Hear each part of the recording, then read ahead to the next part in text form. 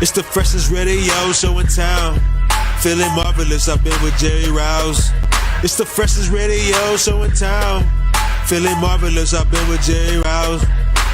WCPT.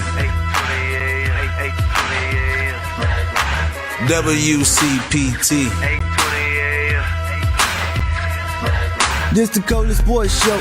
You were getting the hour from 6 p.m. to 7. Chillin' with Lauren Cox and the man Marvelous. Shout out to Mr. Rouse and the Italian style. You what sports is the only politic. WCPT. WCPT.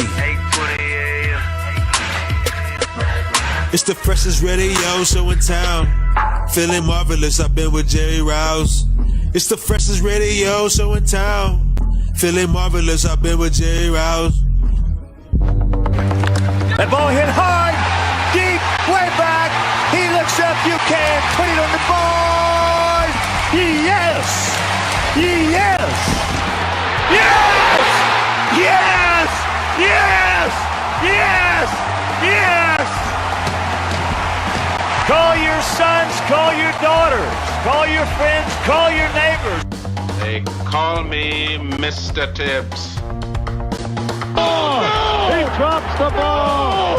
Jerry, Jerry, Jerry, Jerry, Jerry, Jerry, Jerry, Jerry, Jerry, Jerry, Jerry, Jerry, Jerry, Jerry, Jerry, Jerry, Jerry, Jerry. Here they come! Here they come! Get out of the way! Here they come! Watch out! Sox Nation, out of the way! Get out of the way! Get out of the way! Sox Nation! Here comes the White Sox, ladies and gentlemen! Oh my God, that's the Sox train! You want to jump on? Now's the time to get on it, ladies and gentlemen! Woo! How about the White Sox? And of course the Cubs too. Oh my goodness, the Sox train is rolling through, ladies and gentlemen! Rolling through! Woo! Ladies and gentlemen! Ladies and gentlemen! All right, Sox train! Jump on! Wow, that's a long train, Marvelous. That's a train. Oh my goodness! How about the White Sox? Oh yeah. Ladies and gentlemen, welcome to another edition of the Rewind Sports 60. We're streaming live on Facebook. Space Jam. Broadcasting from the illustrious studios of WCPT 820 AM in the beautiful, beautiful city of Chicago and the outstanding neighborhood, the north side of the city, Jefferson Park. Ladies and gentlemen, this is another edition of the Rewind Sports 60. Let's get to our esteemed panel. Ladies and gentlemen, you love him. He's fantastic. He's outstanding. And of course, ladies and gentlemen, Sunday Night Baseball over at the Friendly Confines.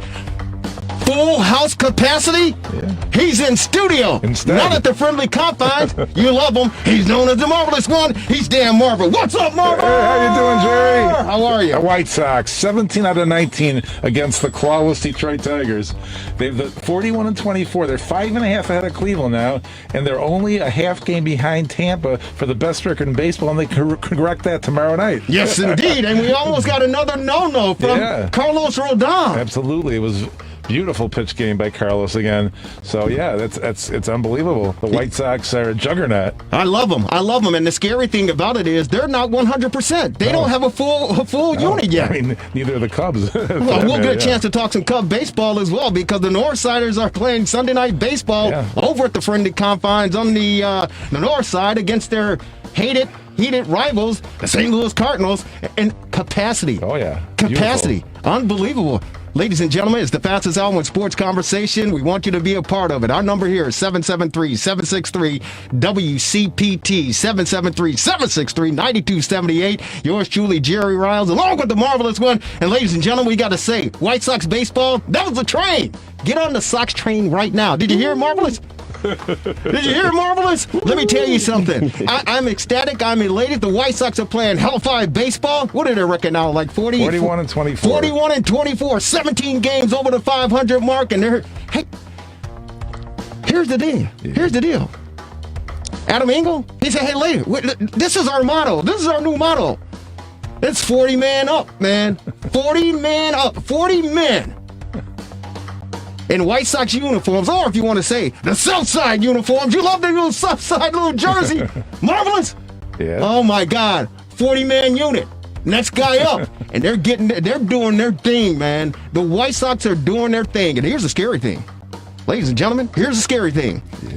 This White Sox team, they get healthy. Let's say around August, late August, maybe even early September, depending. It's going to be ugly. And today they rested the regulars. It's going to be ugly. Ugly. They had they rested most of the regulars today to prepare for Tampa. Yeah, they certainly did. It's going to get. Remember the 1983 winning ugly team? No. You remember them? Sure. You sure? Yeah. I remember the drop ball by Brant Brown in 1998 that you had the audio from, too. I'm not talking about 1998. I'm talking about the 1983. Just tell you, I even remember. Okay. Winning uglies. Sure. Chicago White Sox. Oh, yeah. This 2021 team, Yeah. it's still 2021, isn't Right. it? It's going to get ugly. Yeah. It's going to get ugly. Ladies and gentlemen, we'll get a chance to talk to Lamont Pope. He's the Chicago White Sox beat reporter for your Chicago Tribune. He'll be joining us shortly. He was over, I think he was at Comerica Park to take in the festivities, but I know I heard him talk. He asked a question to Tony La Russa in the postgame presser, but we'll get a chance to talk to Lamont Pope about the Chicago White Sox victory, the sweep of the Detroit Tigers, and of course, as you said, 17 games above 500, and what we can expect throughout the remaining, about 100 games or so? Yeah. Funny thing is, 60 games was the whole season last year. And that's the thing. That mark now. Yeah, I certainly want to talk with him about that as well, because I think, look at the injuries, not only with the Chicago White Sox and the Chicago Cubs, but all across baseball. Yeah. And I think last year, that shortened season, what did they play, 62 games or whatever? 60, yeah. 60 games last year? Correct. I think it's having an overlap effect on what's going on, what we're experiencing now. And if it continues to trend the way it appears that it is, I think we talk about the warmer temperatures, and it's been warm here in the city of Chicago, 80 degrees, 90 degrees plus. We see the temperatures continue to rise. I think you're going to see a lot more injuries when you talk about late June, July, August. Yeah. You talk about the dog days of summer, because I think the pandemic, it's an overlap effect on what is going on with these players. There's been a lot of hamstring injuries. Yeah. So I which is interesting, because Luis Robert, he tore his hip flexor, his hip, right? Yeah. Running to first base. Right. Nicky Madrigal, he did the same thing, running to first base. There's another player I can't remember right now, but I saw highlights of him running down the first base line and pulling. Yeah, I think it was at on the hamstring. Cubs side. It was Horner. Yeah, I didn't see him. It was someone else, but Nico Horner. Yeah. So something is going on, and I just look at it and say it's a residual effect from the pandemic. Mm-hmm. I could be wrong, but I could be right. We want to hear from you. Our number here is 773-763-9272. 773-763-WCPT. Cubs Cardinals over at Wrigley, Marvel. Oh yeah. Well, the Cubs are on hot, and the Cardinals are cold right now. And right now the Brewers are the hottest team in the division. They're the one, and the Cardinals have dropped way down. Mm-hmm. So there was talk. They spent a lot of time in the Fox game yesterday talking about if the Cubs are buyers or sellers. They're buyers now. They're not sellers anymore. There was the big talk about the free agents, right? About Rizzo and Baez and Bryant, but they're not gonna get rid of them now. You don't think they're because they're having this early success now? Nobody ever sells when they're in first place in July, and it looks like they will be very close to first place. But do you think it's like smoke and mirrors? Remember when the Bears got off to what did they get off to, like a 5-1 start or something like that? Right. And Matt Nagy, 7-1 start. Matt Nagy is like, yeah, it's puffing his chest out, whatever. And then, of course, the trains, the train fell off the tracks. Are the Cubs flexing their muscles because, 60 games into this thing? What they're going to try to do is probably get another starting pitcher is what they need. But is it smoke and mirrors? No, do you think? It's been unbelievable, actually. They've gotten contributions from people from the minor leagues that were unexpected. Alcantara and Wisdom. Right. So it's unbelievable. The people that have gone down, they filled them in very quickly with people that were unexpectedly successful. And it's interesting that you say that. It's a simple fact that it's happening on both sides of town. That each club, respectively, the Cubs and the Sox, it's the utility players or the not everyday players who are stepping up. Another function of the pandemic. Maybe the minor league players had more time to work out and get better. They didn't even have a minor league season last year. Yeah. So these guys all they had to do was work out at home, pretty much. Yeah. What I understand is Wisdom was stroking it in the minor leagues, and no one knew of him. No one saw him, and kind of similar to Mercedes. Yeah. He was a 10-year journeyman in the minors, but the fact that he was able to work on his hitting and work on his swinging and his concentration and focus, he kind of slid under the radar. And these two guys are doing exceptionally well at the top level, at the highest level at the show. And it's to me, it's going to be interesting to see how all this stuff unfolds because it's a marathon. It's not a sprint. And even Brian Goodwin, all of a sudden with the White God Sox. bless him. Yeah. God bless him. Hey, whatever the case may be, we want both sides of towns. We want the both fan base to support their team and be out there and represent Chicago. Represent Chicago. That's the way that I look at it. And I know that there are very few of us in this great city. And I heard the great Mayor Lori Lightfoot said it's the greatest city on the planet. And congratulations, ladies and gentlemen. Hey, everyone, a round of applause. A round of applause. All right? Why do you say that? Because we've reached phase 5. We can take off these masks. Okay. Listen, we can take them off. We can take the mask off. I went to church today, St. Joseph the Work. I went to church, and I'd say 30% of the parishioners, the congregation, had their mask on. Everyone else is like, hey, but we did the sanitation, rubbing our hands together, all that stuff. But congratulations, ladies and gentlemen, for those of you who've got the vaccine and we're moving forward. Congratulations, we've reached phase 5. Now, let's not get too crazy out here now, all right? Let's not get too crazy. But it was great to see a packed house at Wrigley Field at the friendly confines yesterday. And, of course, the Cubs are going for the sweep against the St. Louis Cardinals. But it was really refreshing, exhilarating to see all the fans packed at Wrigley Field to take on this rivalry. So I hope, and of course the White Sox will be in town for sure, but I just commend everyone here in the city of Chicago for doing your part, for looking out for your neighbor and your family members and your brothers and sisters, and doing what you needed to do for us to get back to some sort of normalcy. We still got a long way to go, but congratulations, and of course the players are feeding off of it, and we want to say congratulations to Chris Bryant, who will be playing in his 800th game over at when the Cubs take on the Cardinals over at Wrigley Field later on tonight. Marvelous.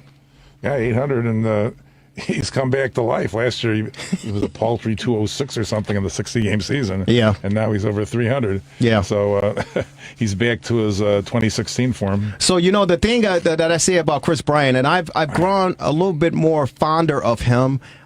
Initially, when he came up, and I know that there was speculation about when Theo Epstein and the Cubs wanted to move him up because of time and contract and all that good stuff. But I wasn't a real big fan of Chris Bryant. I thought he was, and I knew he was good, but I thought there was a little bit too much hype going into this rookie phenom. For the simple fact that he was playing for the Cubs, and the Cubs, they know how to market. So I wasn't a real big fan of Chris Bryant, but over the years, I've gained a lot of more respect for him, his game, his personality. But I think what has happened with Chris Bryant is the fact that he's matured. And I can tell you, and you sure can too, Marvelous, when you have a kid, it changes your whole life. It changes your whole perspective on life. And I think that's where we're seeing, because when you're, your partner, your spouse is pregnant, you're distracted. I don't care who you are. I don't care what you say. I don't care what the hell's going on. If you're married and you're having your first kid and your wife is pregnant, you're done. Your performance at work you're done. But people they give you the benefit of the doubt because they're like, oh, the poor sap, he doesn't know which way is up and which way is down. So Chris Bryant, he had a lull in his performance over at the friendly confines. Cub fans want to throw soda pop cans at the television. They didn't understand. Chris Bryant's like, I don't even know what the hell's going on. Now he has the kid. Right. He loves his kid. Right. He loves his wife. It's beautiful. And now he's on cloud nine. Sure. Well, he's on cloud nine. So his son was born April 2020, and he married his longtime girlfriend Jessica Delp. Yeah. I mean, life can't get any better. Yeah. You won a World Series. You're MVP. You're playing for one of the greatest franchise in Major League Baseball. You're playing in front of possibly the greatest fans in baseball, and the Cub fans. You're like, hey, you got paid. What the hell? You're looking for a new deal. Sure. Hey, take care of me. It was amazing. In 2015, he was reassigned to the minor league camp in order to gain an extra year of control, and there was a threat of litigation from the Players Association, and I don't think that rule's even been changed. Yeah, and we don't go back, but I mean, congratulations to the young man, and I've gained a lot more respect for Chris Bryant, and I hope nothing but the best for he and his family, and I hope the Cubs can continue to, and David Ross, Grandpa, dude, the stretch that they had the first 2 weeks of this season, the Cubs suck. They marvelous. You and I, we probably could have batted 300 better than Javi Baez and Anthony Rizzo and Chris Bryant and anyone else you want to throw in there. We probably could have batted better than what they were doing. They were terrible. Absolutely. But they turned it around. Yeah, Baez still is as interesting. It looks like he's swinging sometimes, and he isn't really, just swinging for the fences instead of trying to just make contact. He had no discipline at the plate. Exactly. Like zero. Yeah. He had no discipline at the plate. But ladies and gentlemen, we transition to definitely. Would you say they're the hottest team in baseball right now, the Chicago White Sox? Oh, yeah. I mean, they're certainly the hottest. I mean, funny thing is the Cubs are pretty hot, too. Yeah. You know what? This is Baseball Central. It's Baseball Central. It really is Chicago. It's Baseball Central, and we got two of the best teams in the major leagues. Right. And I got to tell you, get out of the way, Marvelous. You going to get on? I know. You getting on? Yeah. You getting on? Woo-hoo. Come on. It's coming. Yeah, there's a big test, though. It's coming. One of the other hot teams is the Mets. And we don't talk about the Mets. Right. We don't want to talk about the Mets. That's what the Cubs play 4 games. We're talking about the Southsiders. And another Tampa. We don't want to talk about Tampa. We're talking about the Southsiders. This is the Sox Nation, Sox train rolling through, baby. Just pointing out they're playing tough teams this week. Hey, listen, the White Sox. That's all we want to talk about. Ladies and gentlemen, he covers your Chicago White Sox for one of the historic newspapers in the world.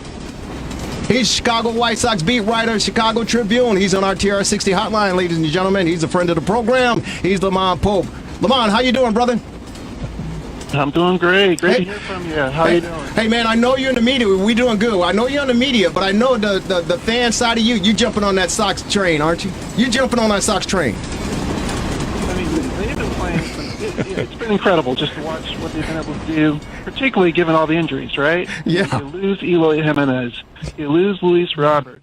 This week you lose Nick Madrigal. And they just keep on winning, and that train keeps on rolling. Yeah, and it's a 40-man unit, man. That's the motto that I understand what's going on the South Side in the clubhouse, that they say, hey, 40-man roster, 40-man up. Hey, next guy up, let's step up and get the job done. And the White Sox are certainly doing it with the sweep 4-1 victory over the Detroit Tigers at Comerica Park on this Sunday. And we almost witnessed another no-no. You and I witnessed the first no-no, I think April 14th over at, still call it Comiskey Park, but guarantee rate. That, of course, Carlos Rodon, nearly a perfect game, but he got a no-no. The 20th in White Sox history. He was close, very close to getting another one And unfortunately, that slider that was working like magic for him today, unfortunately, didn't get the call of the home plate umpire, man. Talk about that situation. Yeah, I mean, a 2-2 count. It looked like he got the plate. And afterwards, when we had the chance to talk to Carlos after the game, he said he had a conversation with the umpire. And the umpire's like, look, I'm sorry, I missed that call. And Carlos' response was, you know what, hey, that happens. That's baseball. You're going to have those sort of situations. He said that the umpire did a great job calling balls and strikes all day long, and that was just one pitch that got away from him. And, obviously it extended that at bat, and then Eric Hosson was able to get the double there to break up that no-hit bid. But just as you said, that slider from first pitch on was lights out all day long, and that was the pitch that was working for him. He had really good fastball command as well. Obviously when you're in a no-hit type of situation, that's going to be the case. But he had everything working for him, and for a little while it looked like we were going to have a little more history there for the White Sox. It's interesting, and the fact that you say history, Carlos Rodon was almost history. He was history in my book, maybe like 3 years ago, for sure. I thought the Sox were wasting their time on this guy because either he didn't have his stuff together or he was injured. And I just felt, enough is enough. It's not going to work for this guy. It's not going to happen for him, at least not here in Chicago on the South Side. But the White Sox, Kenny Williams, Rick Hahn, Jerry Reinsdorf, for that matter, they all had some type of faith and belief in this guy, and they stuck with him. And we know what happened prior to this campaign getting underway, and now things appear to be panning out for him, man. Isn't it surprising how the game works and how things operate? I mean, you mentioned the injuries, and that was always the big thing. He said that this year was one of the first years in which he was able to enter spring training completely healthy, and he was in control, and working together with Ethan Katz has helped on out as well. And so just entering camp with a healthy mindset and ready to go, and it's paid off. I remember during spring training, Dallas Keuchel, obviously, Rodon had a really great spring training to win that 5th spot, because if you remember, I mean, when he entered camp, it was him or Ronaldo Lopez who were going to be that 5th starter, and Rodon went out, he won that 5th spot, and one of the things that Dallas Keuchel said during spring training was, hey, he looks like the Carlos Rodon that the White Sox thought they were getting when they drafted him. Number 3 overall pick at the time, and and then for him to back that up and not only continue the success that he had during spring training, but to build on that and have even greater success, the no-hitter, and then just outing after outing. I was really impressed with his previous outing against the Toronto Blue Jays. It was a really tough lineup.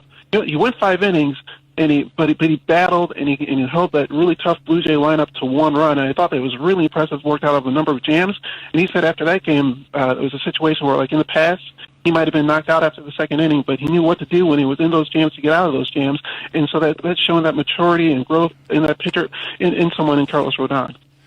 Hey, Lamont, this is Dan in the studio. How you doing? Pretty good, Dan. Yeah, good. How are you? There's a lot been made about, Tony La Russa last week passed McGraw, John McGraw for the 2nd place in MLB history.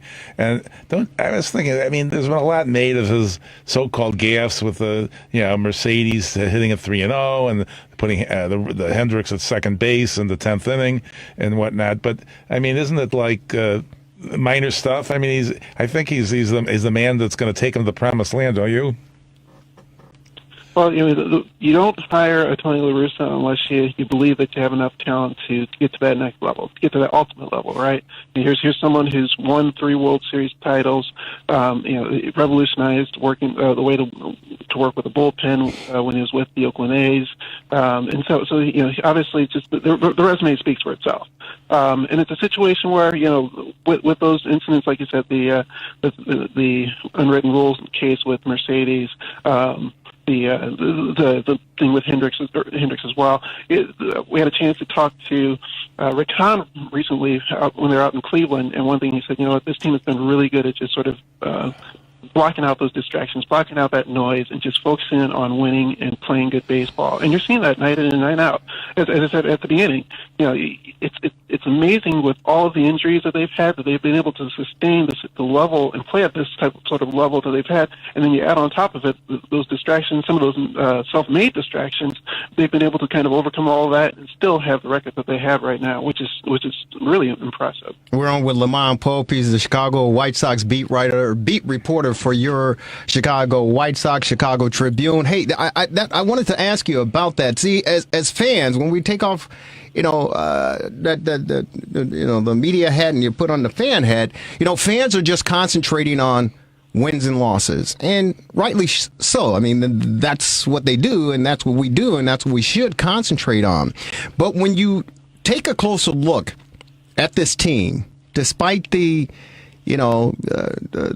poor decisions that were made and the disappointing things that have occurred in the first 60 games of this regular season, when you really peel back the onion, so to speak, and look at this team, is Tony La Russa close to, or how close do you think Tony La Russa is to really getting this clubhouse to buy into his philosophy?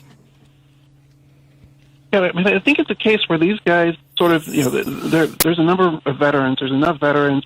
There are enough leaders on this ball club that can kind of say, all right, we know what to do on a day in and day out basis. Put us in the position to win. Set up that lineup, get us coached on up, and we're going to go on out there and play our game. I mean, you talk about leaders in Jose Abreu, Tim Anderson, with the pitching staff. You add in a Lance Lynn, who's been just phenomenal, right? I mean, that's been a big boost to their rotation. They knew that they needed that number 3 starter, and he's pitched like a number 1. I mean, he's been just lights out phenomenal. And then obviously at the back end of the bullpen, you add in a character like Liam Hendricks, who's just been, he's going to say some crazy things, but he's also going to go out there and perform like crazy as well. He's just been, almost automatic at the end of the bullpen. And so you get enough of those leaders in place, those guys you kind of build off of, and then you throw in some of the young guys and kind of learn off of that. It's almost like they're kind of just rolling from that standpoint. It's the leaders have stepped on up. They provided that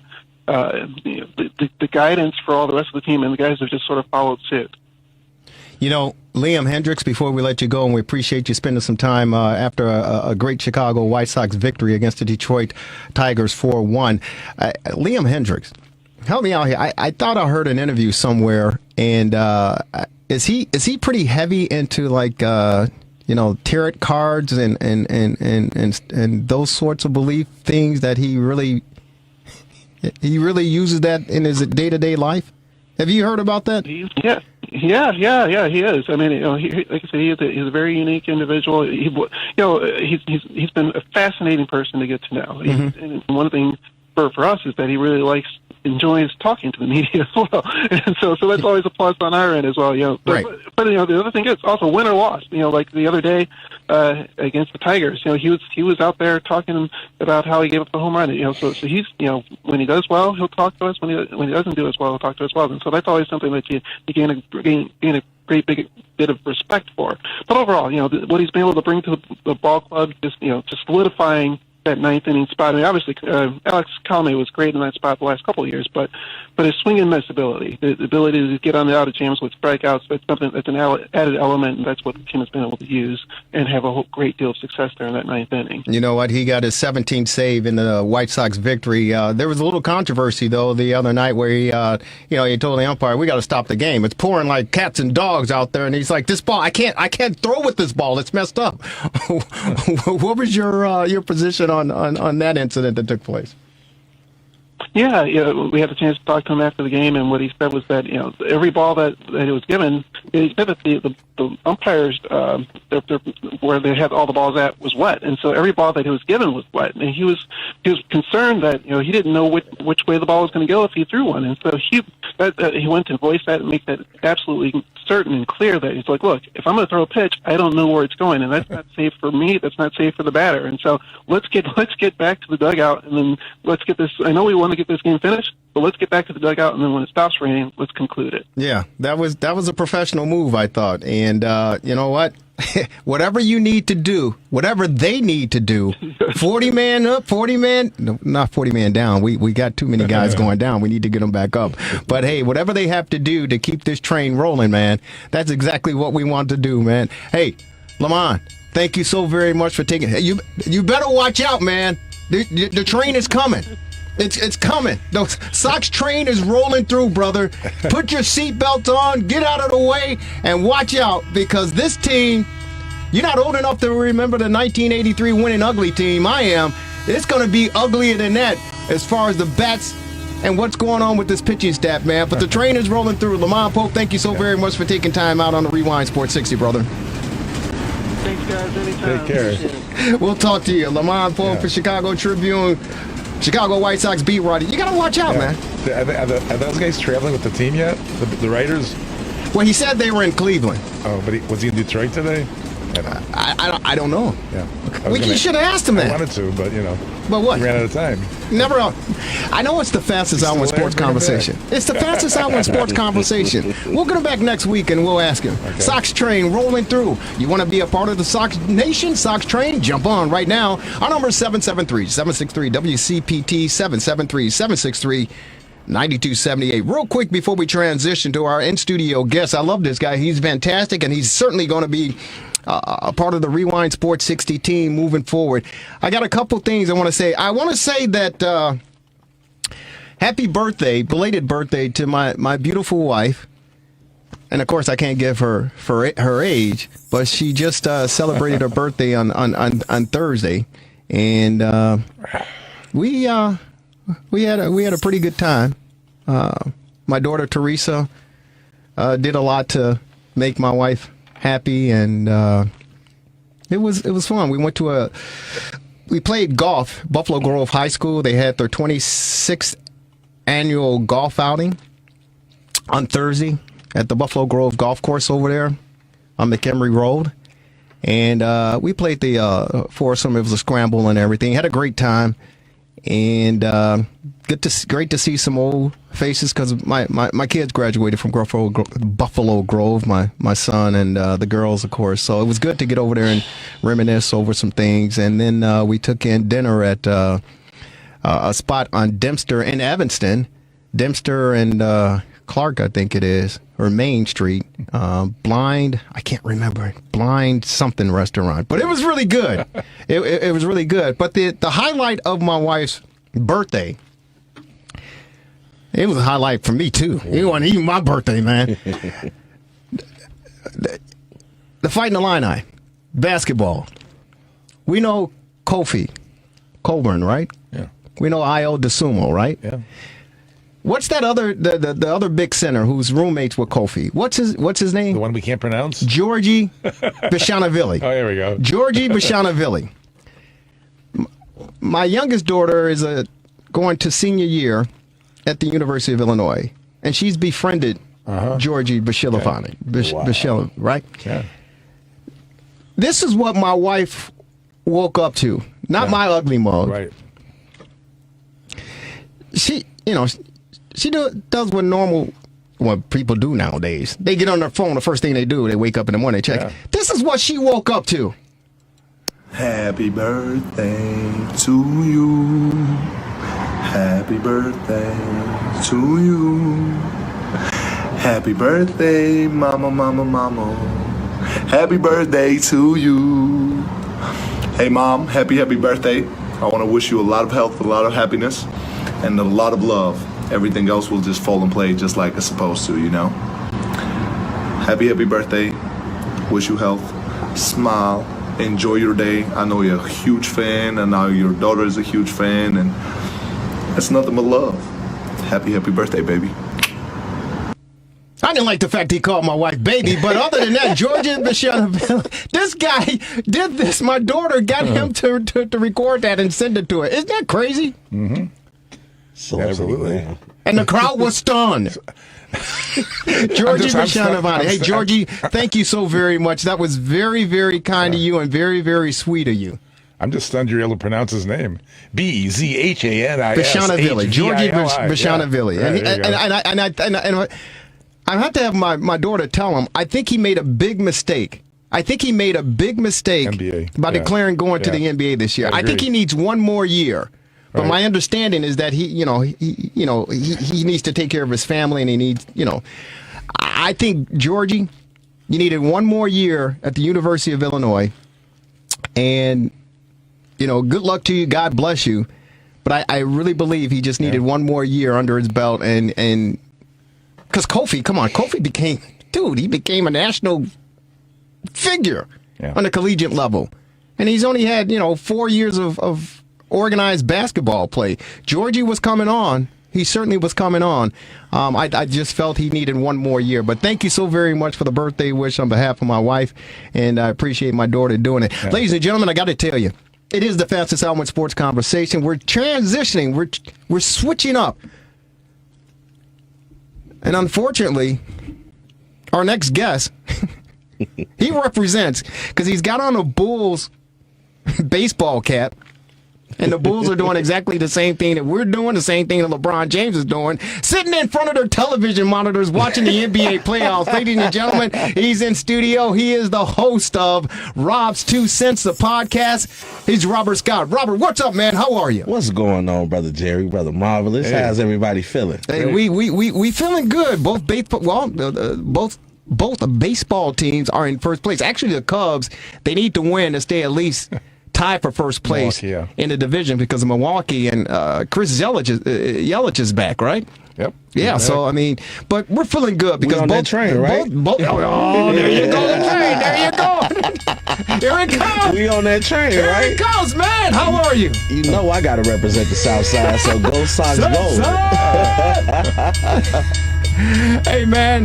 Hey, good to have you in. That train is coming, man. You better watch out. The Sox train. Jump on it right now, ladies and gentlemen. I'm telling you. So is the Phoenix Suns. Hey, man. So talk to us. Hey, so last time we had you on the air, you were on our TRS60 hotline, and you told us, and the listening audience, WCPT here in Chicago, and, of course, online, you said that you believe that Giannis Antetokounmpo and the Milwaukee Bucks were going to upset and knock off the Brooklyn Nets. And I looked at you kind of cross-eyed. You did. Right? You did. Not because I had a drink or anything, but I was looking at you kind of cross-eyed, and I was like, you know what? With those 3 horses that they have in Brooklyn, I said, I just don't see it because Giannis is the man, and he was taking too many wide perimeter three-point attempts as a big man instead of working down low. Jeff Van Gundy earlier this week said in order for the Milwaukee Bucks to be effective, they got to stop having Giannis shoot three-pointers. They do. And he's got to work interior. And so I didn't believe that the Milwaukee Bucks had a chance.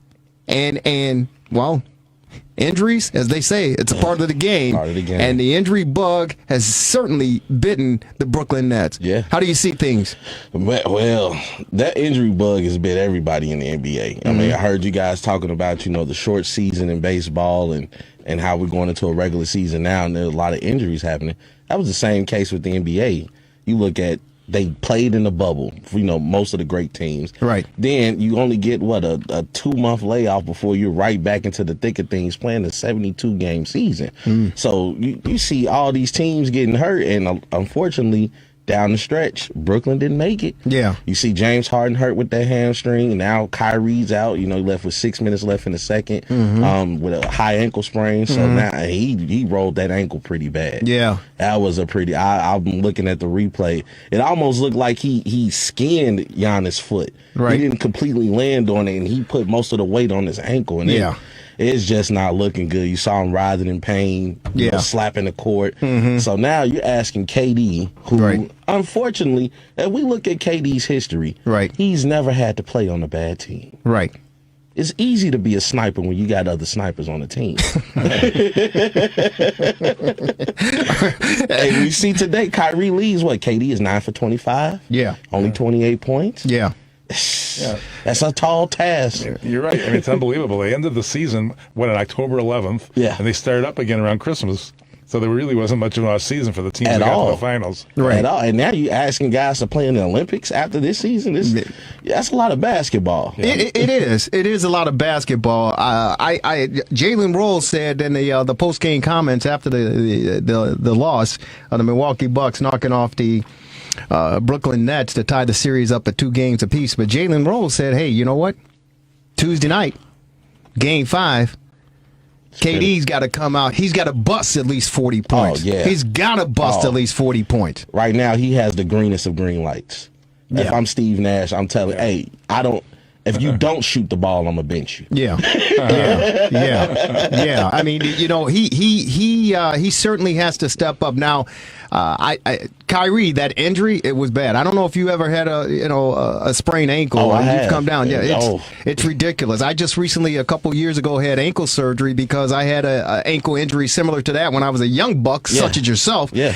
And I never really took care of it properly the way that I should have. And over the years, the grind and the time, I ended up developing arthritis and a cyst in my ankle. So I just recently had surgery, and I'm like 100% now.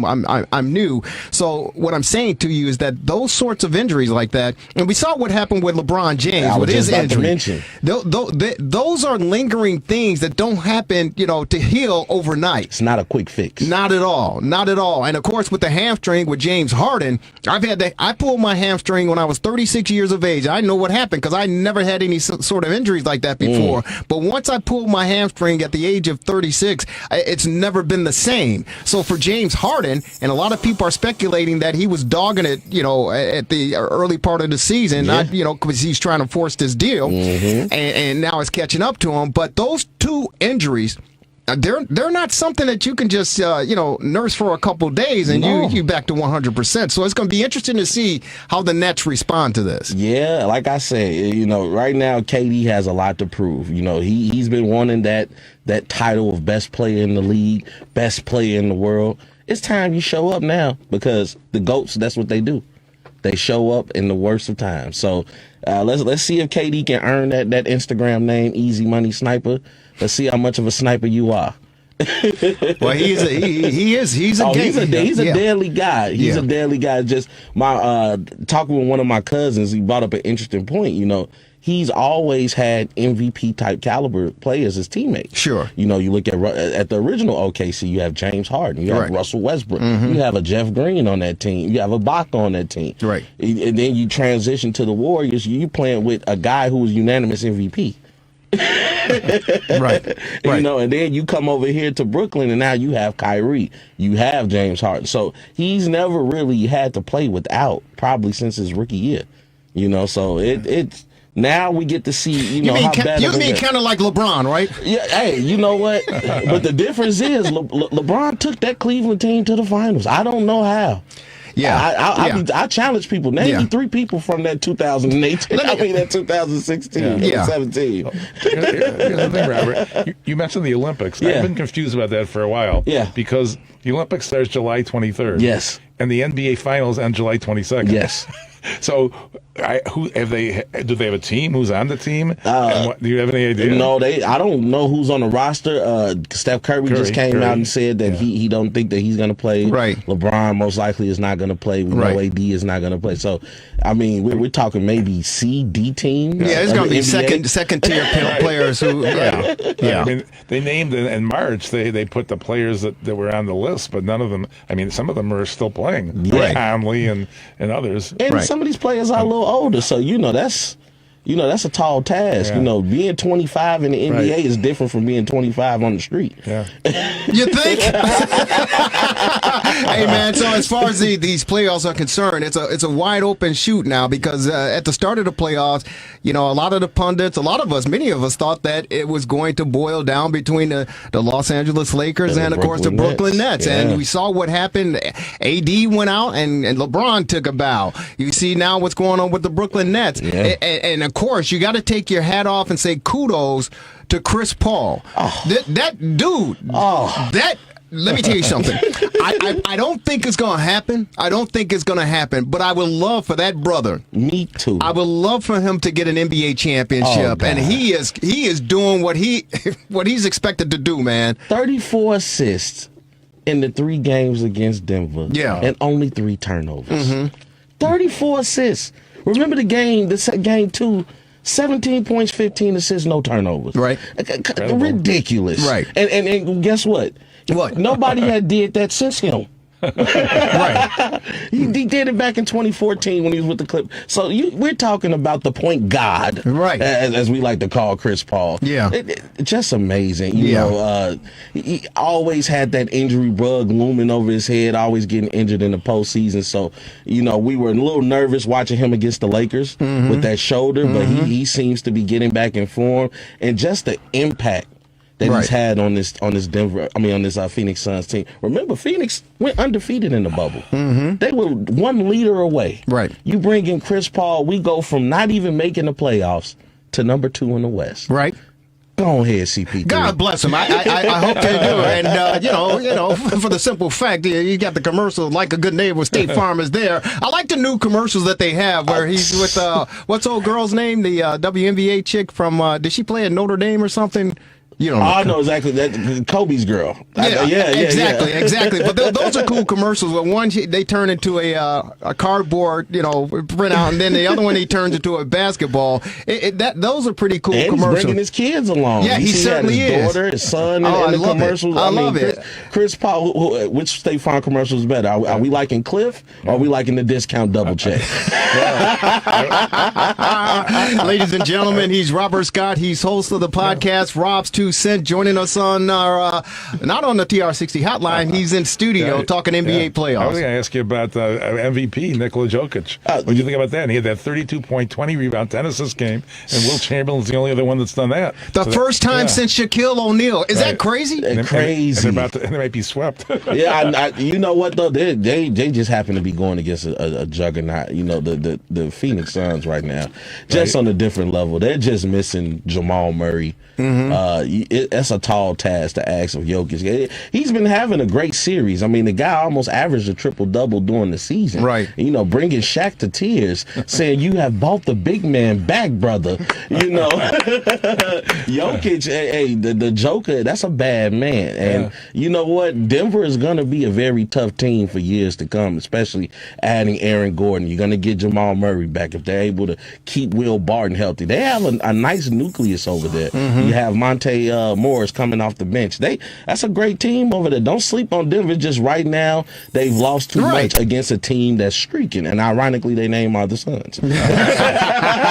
Exactly. What do you think about Utah, the Jazz? I mean, hey, man. Utah has been doing their thing, but I worry now. Have you waken up the beast? Right. Because the Clippers right now, I mean, that game 3 turnaround, Kawhi going, he had 30 points. Paul George, 31 points. They both shooting over 50%. When those two guys go off together and Paul George is playoff P instead of pandemic P. Right. But that's been the knock against those two guys is that when the bright lights are on, they ain't stepping up. Yeah. But they've shown lately that they have it. Yeah. Is Rondo in the doghouse? I haven't seen too much of Rondo. That's a good question. I don't think he's in the doghouse. I just think it hasn't panned out that he's going to make his appearance, so to speak. Yeah. You know what I'm saying? We were all ready for playoff Rondo. And we gotten playoff Reggie. Yeah. Look at Reggie Jackson looking like Mr. October, right? Mr. October in June. Exactly. Reggie Jackson has been putting on a display with those timely 3-pointers he's hitting. Yeah. He has the Clippers playing pretty good right now, and they are relying on his scoring. Sure. They are. It's interesting. It's refreshing again, Rob, before we spring you on this, but it is refreshing that it's wide open, man. It is. You really don't know who's going to represent the East and the West in the NBA Finals, man. Because you can't forget about Philly either. Oh my God. 7-foot monster over there who's just going to work with game 2, 40 points, 13 rebounds. I mean, Joel Embiid. That's a big man. That boy shooting like 85% from the free throw line, right? It's like Shaq and Dirk Nowitzki had a baby. Whoa! Man, I'm telling you, these playoffs have been exciting, and again, it is refreshing because it's not designed for the Lakers to be there, and it's, of course it's not designed now for the Big Three in Brooklyn to be there. It's an open field, to be honest with you. It's a breath of fresh air. It is, because normally we by the time March, April comes, we know who's going to win. Right. This year you don't know. It's hard to predict. You can go in and say, oh man, Nets in 4, and we look at even Boston gave them a little fight. Yeah. With all the things that they lost. So see you later, Danny Ainge. Danny Ainge, take care of yourself. You lying dog. I've never heard that before. In 20-something years here, I've never heard anything racial in it. I've never heard that before. Get your ass out of here. That's how you had to gracefully bow out. Now Brad Stevens gets to pick a coach. I know, right? Hey, man, so if people want to follow you, what is it, Rob 2 Cents Podcast? If they want to find out where you are, what do they need to do? All you have to do is look up the boy Rob's 2 Cents. That's ROBS, the number 2, CENTS. I'm on Facebook. I'm on Twitter. I'm on Instagram. Check the podcast out on YouTube, Spotify, and iTunes, baby. I'm everywhere. It's the boy that's hot, the boy Rob Scott. Hey, man, our goal for you, I know Jason Goff. I know Jason Goff over at NBC Sports Chicago. He does the pre and post for the Chicago Bulls during the season. Of course, Kendall Gill and everything. You know what? I'm gonna see if I could. Well, I have to probably beg Jason, but I'm gonna see if I can talk to him and say he give you a cameo or something on the show next season, man. Brother Wiles, that's why I love you so much, brother. I appreciate you. And thank you guys for having me. Hey, Rob, you're the best, brother, and we keep following you and want to make sure that brand continues to grow, man. Real quick, stand up and show your shirt real quick so people can see it. Yeah. Devin, you got to look at it. Devin, you got to show. There you go. Get a zoom in. He's got his own personalized shirt and everything. A brand, man, it's a beautiful thing. Rob's 2 Cents, baby. Hey, ladies and gentlemen, we got to take some time before we're out of here. It is the fastest hour in sports conversation. If you miss any portion of the broadcast, it's up on our Facebook page, of course, WCPT 820, and of course, the Rewind Sports 60 on YouTube. But I have to say that the Rewind Sports 60 debuted in the August or September of 2015, and we've been grinding. We've been doing a heck of a job. We've been doing a lot. We continue to grow, and we continue to improve, and we continue to expand and give you what we believe. And our motto is real sports, real talk, just plain real. I want to say to all of you out there listening, and please spread the news. Like my good friend Frank Sinatra, start spreading the news. The Rewind Sports 60 is expanding and growing. We officially launch on Roku channel tomorrow night, June 14th at 10 p.m. Again, the Rewind Sports 60 brand launch our new channel on Roku tomorrow, Monday, June 14th at 10 p.m. Central. Make sure you make a note of that. You'll be able to get the app on any of your smartphone devices, Android, Apple. You'll be able to get it on your smart TV, ladies and gentlemen. The Rewind Sports 60. We're going global. You think Jeff Bezos got something on us because he's got a rocket and he's going to space for 11 minutes with his brother and a few other friends? Well, we're blasting off too. We launch the Rewind Sports 60 on Roku, our own channel, 24/7. Do you understand? 24 hours, 7 days a week for eternity. It's beautiful. That's beautiful. Rob, we want you to be a part of it. I'm humbled to be a part Rob of 2 that Cents. journey. Yes, sir. Marvelous. You ready? Oh, yeah. You ready? Yeah, put me in, coach. So we certainly want you to make note of that. It's a very, it is a proud moment. It certainly is. And we hope that we, over the years, have represented, and again, our motto is real sports, real talk, just plain real. And we continue to bring it real. You might not like it. It's okay. It's a big world out there. And there are between 6 and 8 billion people on this planet, I believe, something like that. So we can't please everybody, and the truth hurts. So when we bring it to you, and we bring it the way that we do, you may like it, you may not like it, but it's there for you to decide and figure it out on your own. But the Rewind Sports 60, we are proud to say that we're launching on Roku televisions all across, not only the country. There are 75 million people signed up with Roku. 75 million people. That's in the United States. When we talk internationally across the globe, the numbers triple. So we're looking for an exciting time, and I just have to say I'm ecstatic, I'm elated, and I am just simply ready to go, baby. Okay. Ready to go, baby. Hey, on behalf of our the marvelous one. Hey, I wanted to mention, speaking of Joker, hats off to Novak Djokovic, who won his 19th major today in tennis. Wow. Really? He was down 2 sets. It was a 4-hour match. It was beautiful. And then I wanted to also mention that Coach K retired and local favorite John Shire took over. We should get him on the air with our contacts with Dave Weber. He's the marvelous one, Dan Marver. Robert, thank you so very much for coming in. Rob's 2 cents. And, of course, to our executive producer, Devin Tingo, on behalf of the entire staff here at WCPT, yours truly, Jerry Riles, saying have a great rest of your Sunday. Enjoy the week. We'll see you next Sunday. Roku channel, the Rewind Sports 60. Launches Monday, the 14th, 10 p.m. Take care, everybody.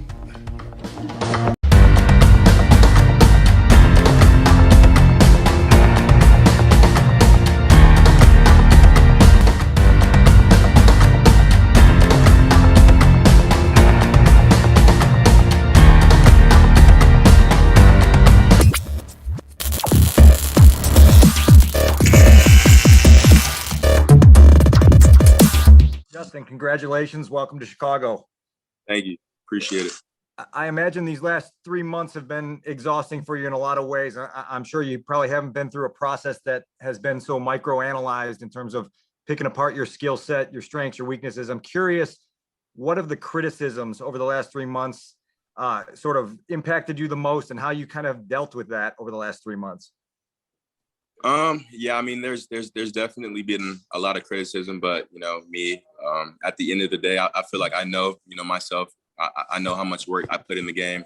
I know how much I love the game. I know how much I want to be great. So, it just comes a point in time where you just have to cut, all that criticism out. And of course, it's good to listen to the criticism you get from, people that are, actually there to help you. So if it was from a coach or anything like that, of course, I'm going to take that criticism. But I feel like, of course, there's a lot of, criticism coming from outside voices that didn't really matter. So I just, did my best to kind of cut all that out and really just get to work. So what was tonight like for you, just sitting through those first 10 picks before you got the call at 11?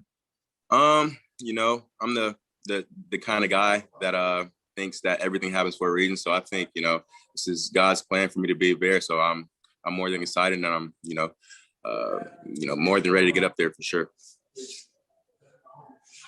Pat Finley, Chicago Sun-Times. Hey, Justin, how did you find out that you were going to the Bears? What was that phone conversation like? And during the pre-draft process, did you have any hints that this might have been the outcome? Yeah, so basically, Coach Nagy called me up and just asked me if I was ready to be a Chicago Bear, and I told him, of course. I mean, so of course the phone call went well. Coach Nagy's a great coach. He's a great person. I got to build a sort of a relationship with him these past couple of months. But just talking with him a little bit, getting to know him, and then of course going back to hints. I don't think I had any hints. I had no idea, to be honest with you. So I was confident, in myself. I guess to wherever I ended up, I was gonna, be in the right place for me. So again, I'm excited. Adam Hogue, NBC Chicago. Justin, what can you tell us about, you mentioned building that relationship with Coach Nagy. What was it, over Zoom calls? It's your pro day, any interactions? Can you be a little bit more specific about all that? Yeah, I would say most of it was during Zoom calls. Of course, we did, have a little bit of conversation at my pro day, but most of it, through Zoom calls, and it's just, of course, just talking and, getting to know him, not only as a coach but as a person. So I'm pretty big on, having great relationships with my coaches. I think that's the most effective way to be great and kind of be cooperative as a team. So just mainly through Zoom and a little bit at my pro day.